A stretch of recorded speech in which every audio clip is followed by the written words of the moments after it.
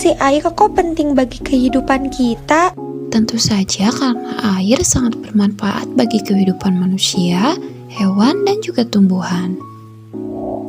Contohnya untuk manusia, tanpa air manusia akan sulit melakukan kegiatan dalam kehidupan sehari-harinya, seperti minum, mencuci, mandi, memasak, membersihkan rumah, dan lainnya. Oh, ternyata begitu. Lalu Kak, kenapa kita harus menghemat air jika air saja sangat melimpah di bumi? Bukannya dengan begitu kita bisa bebas menggunakan air semau kita ya? Salah itu, dari sekian banyak air yang ada di bumi, hanya air tawar saja yang bisa dimanfaatkan manusia dalam kehidupan sehari-harinya. Dari 2,5% air tawar yang ada, sebagian besarnya tidak dapat digunakan karena berada di tempat yang sulit untuk dijangkau, seperti terperangkap dalam bentuk salju, es di kutub, atau berada di dalam bawah tanah yang sangat dalam. Hanya kurang dari 1% saja air tawar yang mudah digunakan oleh manusia.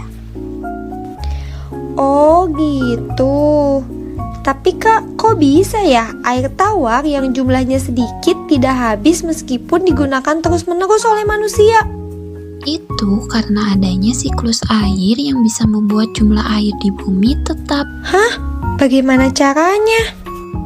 Begini, ketika air yang ada di laut terkena panas matahari, maka airnya akan menguap naik ke langit menjadi uap air. Begitupun dengan air yang ada di daratan, seperti air di dalam tanah yang diserap oleh tumbuhan akan ikut menguap ketika terkena panas matahari. Uap air tersebut berkumpul dan menyatu di udara menjadi kumpulan awan. Dan ketika jumlah uap air di dalam awan terus meningkat, maka awan akan berubah menjadi kelabu.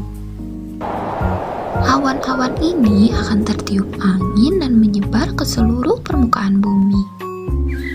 Lama-kelamaan, ketika kandungan uap air terus bertambah dan memberat hingga awan tidak mampu menampungnya, maka uap air tersebut akan dikeluarkan dalam bentuk hujan.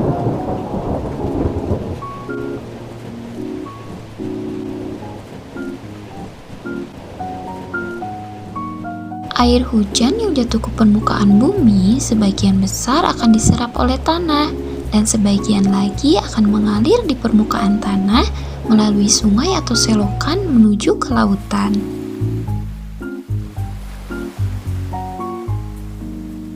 Lalu ketika air tersebut terkena panas matahari, maka akan terjadi proses penguapan kembali. Itulah yang dinamakan siklus air yang berlangsung secara berulang-ulang sehingga keseimbangan air di alam tetap terjaga dengan baik.